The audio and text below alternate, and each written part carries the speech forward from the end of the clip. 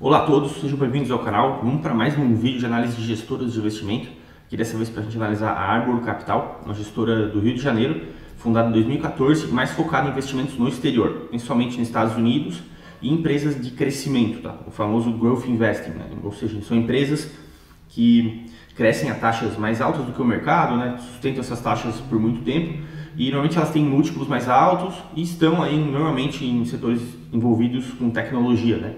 Ou em setores que estão bombando mais, assim, né, em mudança de consumo, etc. Tá? Então, é uma gestora que trouxe essa proposta, né, eles fundaram a gestora lá em 2014, trouxeram essa proposta aí de, vou fazer um fundo no Brasil, focado em investimento no exterior, mas focado em tecnologia, tá? Então, eu vou fazer a análise da gestora aqui usando a minha metodologia própria, tá? Que eu tenho aqui no canal. Eu vou deixar na descrição um vídeo que eu comento mais um pouco, né, como é essa metodologia e por que eu escolhi esses pontos para analisar as gestoras. Eu acredito que é importante a gente analisar as gestoras de investimento da mesma forma que a gente é criterioso para analisar empresas. Tá? Assim como tu despende tempo para analisar balanço, escolher qual é a melhor empresa para tu investir, tu tem que fazer a mesma coisa para analisar as gestoras e os fundos. Tá? Eu acho que tem que ter o mesmo critério. Assim. E eu acredito sim que investir via fundos encaixa para alguns perfis de investidores, não para todos, mas para alguns perfis. Né? Tem aquele cara que prefere focar na profissão dele e deixar o capital com alguém que ele confia e tal. Então, essa pessoa tem que fazer uma análise criteriosa, porque eu acredito que aí um 10 a 20% dos gestores, dos fundos, vão valer a pena, vão fazer sentido. Assim como um 10 a 20% das empresas vão fazer sentido para investir, a mesma coisa nas gestoras. Então, tem que ter uma análise criteriosa, tá? Eu não vejo isso muito no mercado, então tentei criar uma metodologia no que eu acredito, na minha filosofia, né, de investimentos, o que é importante para a gestora, tá? Então, começando aqui a análise da Arbor, só uma revisão geral, né, sobre o tamanho deles. Eles têm um patrimônio sob gestão aí de 605 milhões de reais hoje. Eu utilizei os dados aqui do Mais Retorno. Tá? É uma gestora que está deixando de ser pequena, vamos dizer assim, para virar média, né? Uma gestora acima de 1 bilhão de reais aí sob gestão já é algo médio grande, uma empresa, uma gestora já mais para médio grande, eu acho, né? Mas eles estão aí deixando de ser pequenos, né? Começando a ficar um pouco mais conhecidos, já estão com mais de 3 mil cotistas. Muito principalmente porque nesses últimos 2 anos, né, o mercado americano e o dólar se valorizaram um pouco mais, muito mais até, né, do que o Ibovespa.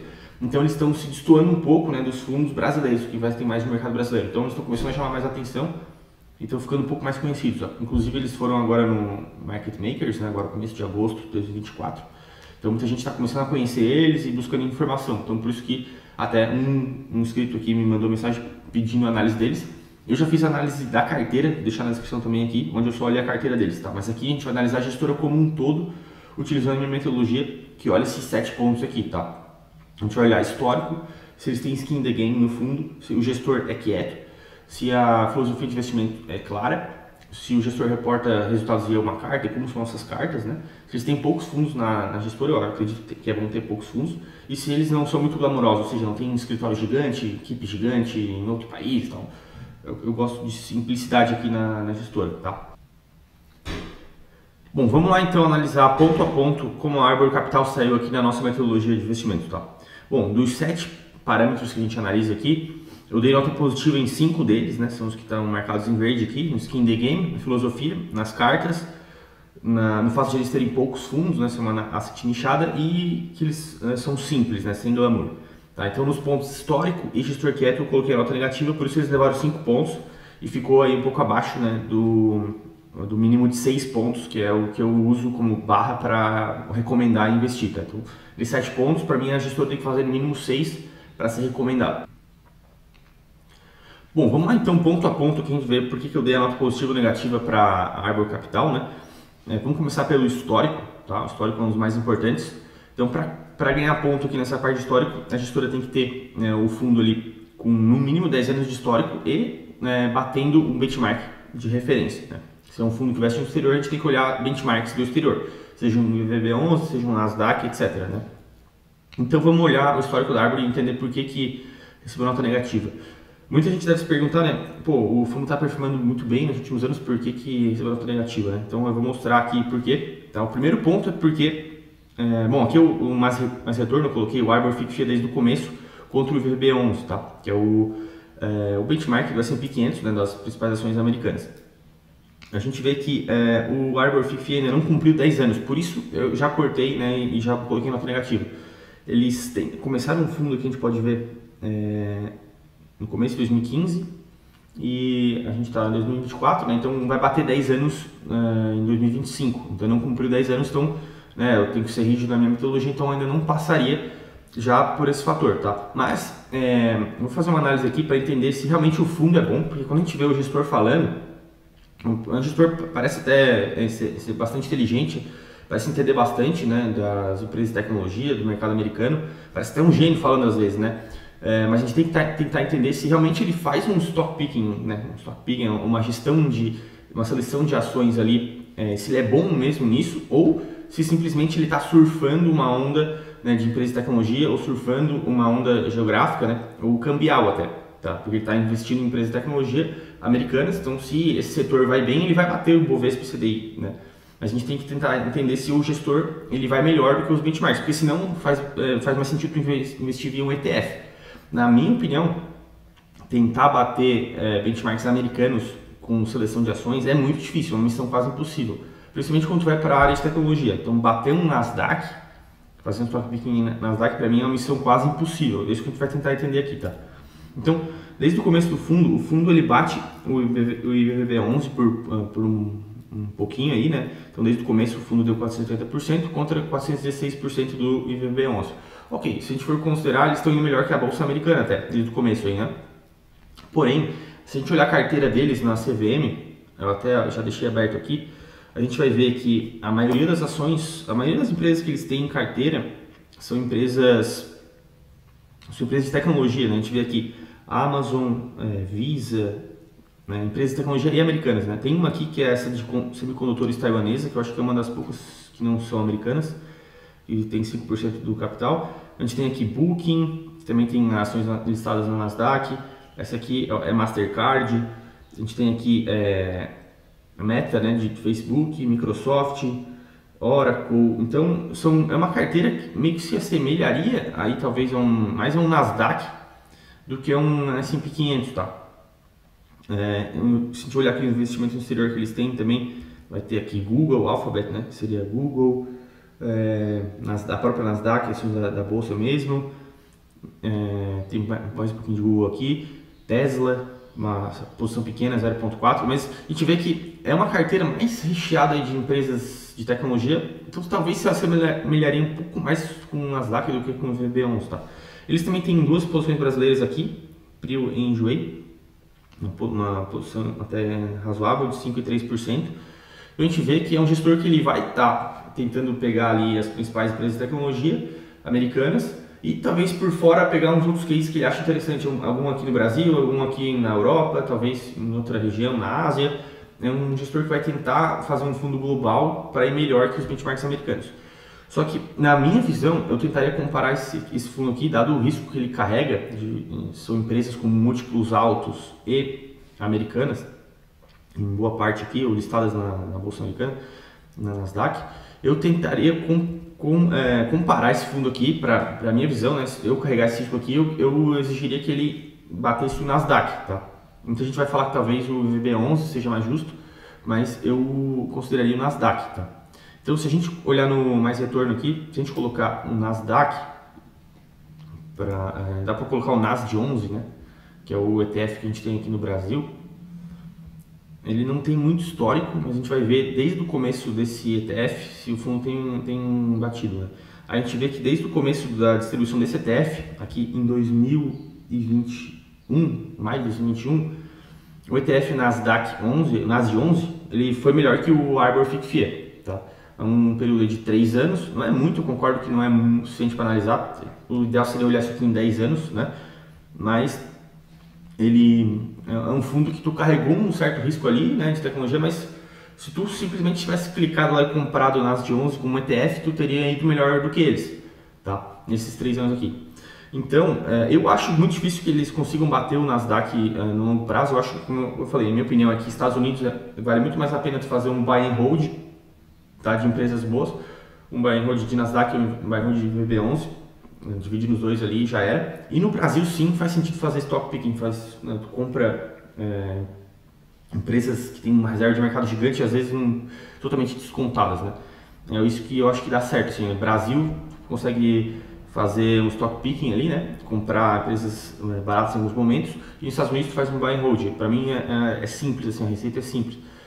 Então a missão deles é muito difícil aqui, tentar bater esses índices aqui no longo prazo vai ser uma missão difícil. Então eu acho que eles tendem a performar um pouco abaixo dos benchmarks americanos no longo prazo, tá? Bom, então por isso que a nota, na minha visão, é negativa para a história.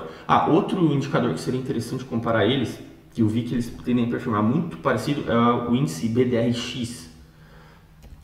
É um índice das BDRs não patrocinadas na Bolsa Brasileira. Então, aqui no Mais Retorno tem... Eu acho que não tem um ETF disso ainda, mas a gente consegue fazer a comparação só com esse índice BDR com o Arbor. A gente vê que é muito parecido o retorno. No longo prazo ele performa praticamente a mesma coisa, um pouquinho melhor, mas a mesma coisa. Então é como se tu tivesse comprado na maioria das BDRs que tem distribuídas ali no Brasil, aqui no Brasil, tá? Faz uma carteira de BDRs lá, das BDRs que tem, tu performaria parecido com eles, tá? Então é mais ou menos isso, sim, na exposição que tu vai ter, tá? Que daria para esperar. Acho que para algumas pessoas pode fazer sentido, né? Uma alocação no exterior aí, mas eu não esperaria um retorno muito diferente de ETFs americanos, tá?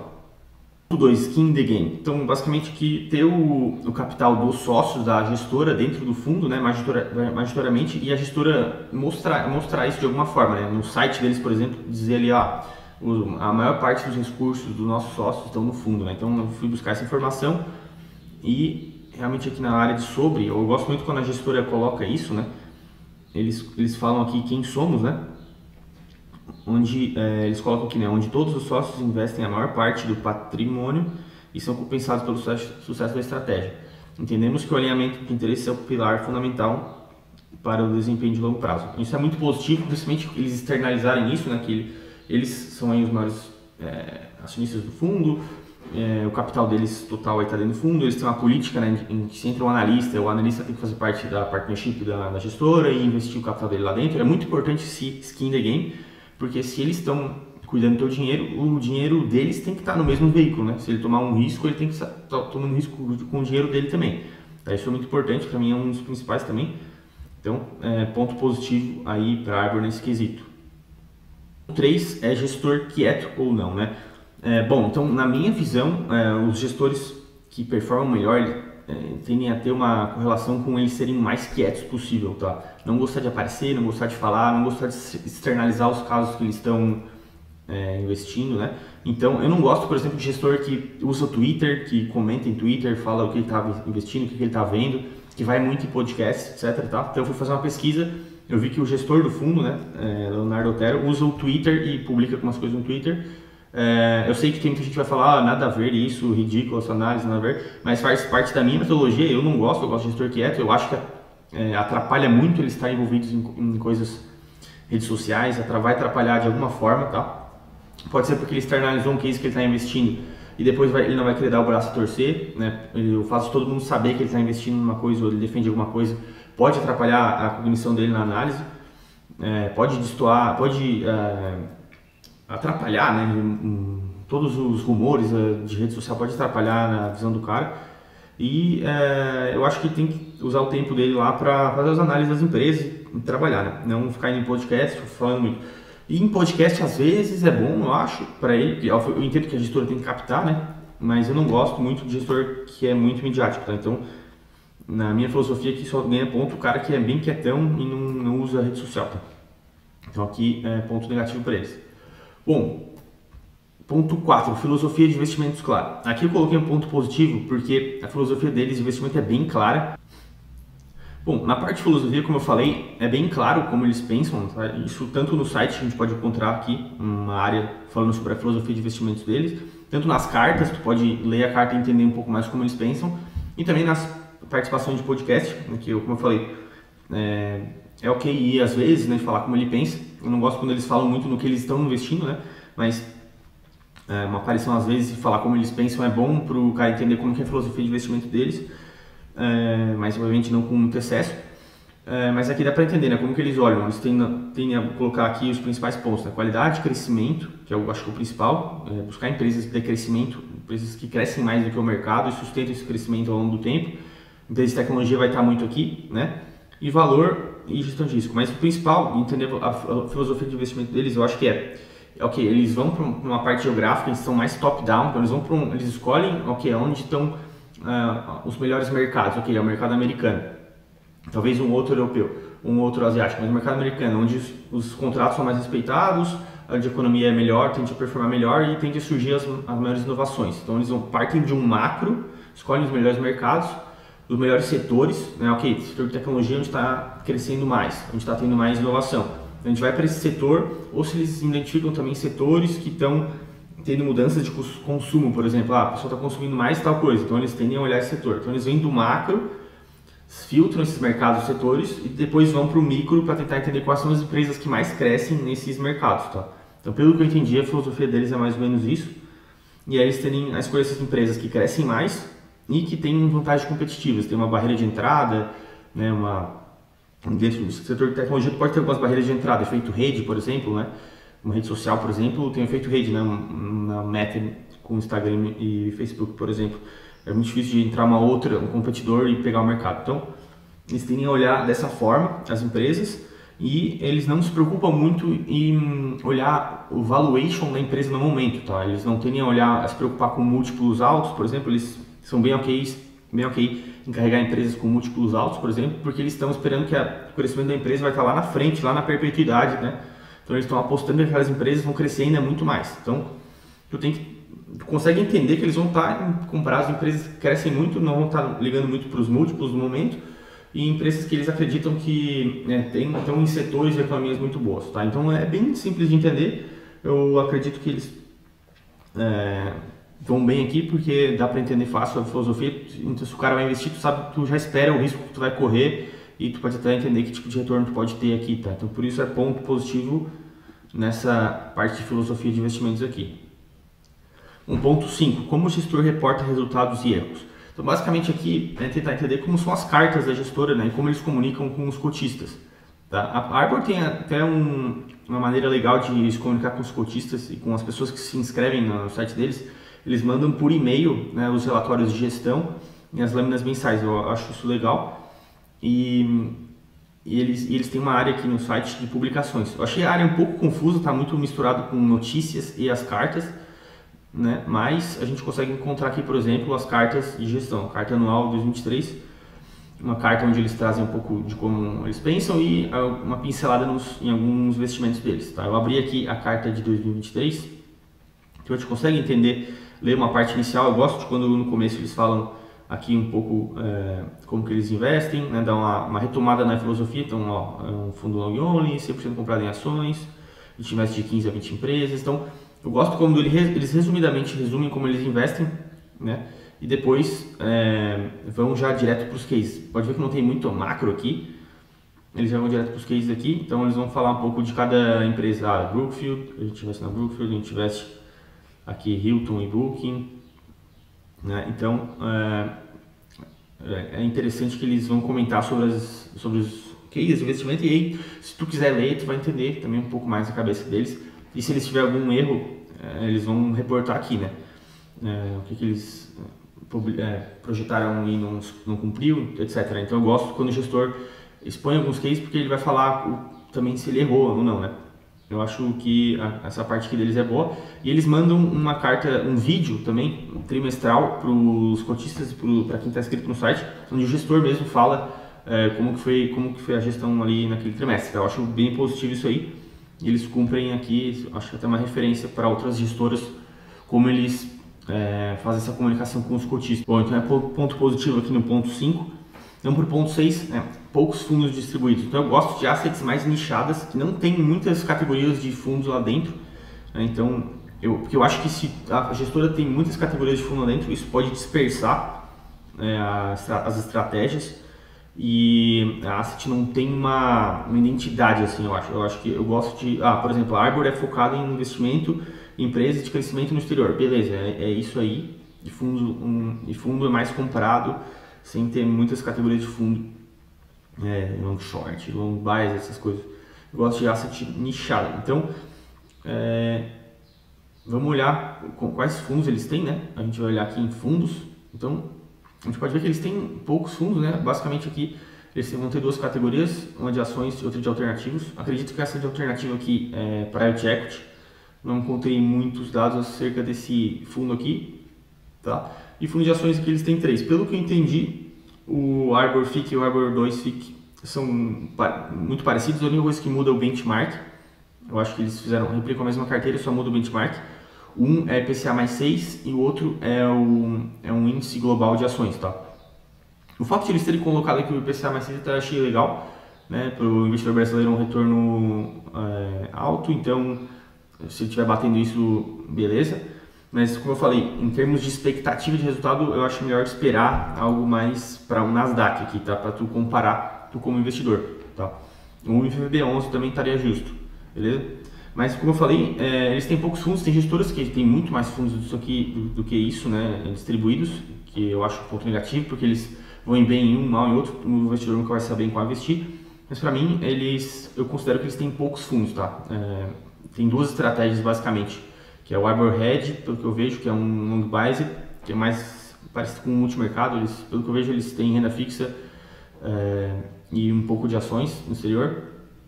Eles podem operar vendidos também, mas eu acho que eles fazem metade, pelo que eu entendi, metade ações do exterior, metade renda fixa.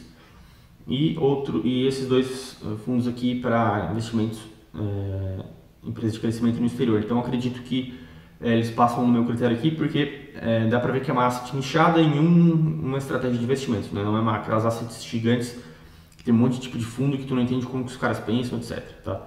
E é muito importante eles se nicharem nisso, porque eles acabam ficando bons no que eles sabem fazer, né? Então é ponto positivo nesse quesito. E o ponto 7, que eu coloco como sem glamour, que basicamente os gestores e a gestora é simples, né? Eu prefiro gestora simples, né? Porque eu não gosto de muita glamorização na gestora. Quando eles têm aqueles escritórios com 1000 telas e escritório no exterior, uma equipe recheada de CFAs, uma equipe gigantesca para análise, eu não gosto disso. Eu acho que tem muita coisa de querer ser de ego também, querer ser visto como a gente é os top. Então eu gosto de gestora simples. Eles passam aqui nesse critério porque eu fui olhar o LinkedIn deles, eles têm poucos funcionários e apenas um escritório no Rio. Então eles têm aqui nem 10 funcionários, pelo que eu vi no LinkedIn, tá? Fui buscar ali, aqui ó, a gente pode visualizar todos os 6 funcionários, é pouco, uma equipe enxuta, né? Eu gosto disso. Tem apenas um escritório no Rio de Janeiro. E não é uma equipe com analistas super caros e tal. Eu acho que é uma equipe enxuta, com poucas pessoas ali que entendem de tecnologia. Eu acho que é isso aí.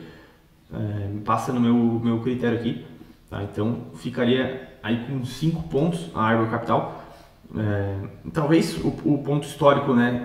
Depois que eles cumprirem 10 anos e se continuar batendo benchmarks, o benchmark ele, principalmente VB11 ou Nasdaq, talvez eles receberiam nota positiva aqui e passam a ser recomendados aqui no canal daqui para frente. Pode ser que em alguns poucos anos eles entrem ali na lista de 6 pontos e passem a ser recomendados. E se o gestor também mudar a parte de comunicação ali de rede social, também já poderia passar. Então, eu atualizo aqui o ranking das assets que eu já analisei, tá? Analisei 8 gestoras até agora. Não é um ranking total, é só apenas as que eu já analisei. As únicas duas que bateram ali 6 pontos, né? Que é a barra que eu considero para recomendação, foram a Gepard e a Real Investor. E ali na terceira colocação ali, com 5 pontos que estão ali estariam próximos ali a serem recomendados, seriam a Tarpon, a Arbor e a SPX, que se melhorarem alguns pontos poderia considerar a recomendação, mas até então ficaria só nessa aqui, tá? Relembrando, né, que para investimento em Brasil, para quem não quer comprar ações por conta própria, né, tem a investir via fundos ou via ETFs, né?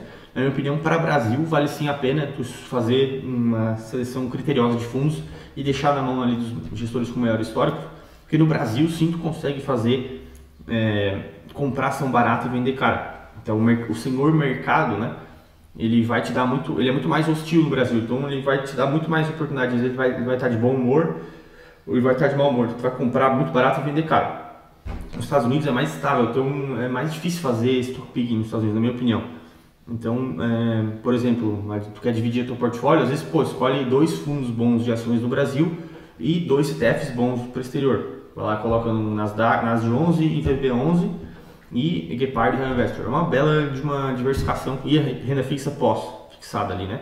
Então, cara, um simples desse aí tende a ser a melhor alocação, não precisa fazer milhares de diversificações super complexas, né? Então é isso, pessoal. Só peço aí para quem está curtindo os vídeos aí, só dar um like, se inscrever no canal aí. E se tiver mais alguma gestora que queiram que eu analise, só mandar mensagem que a gente faz aqui, beleza? Um abraço!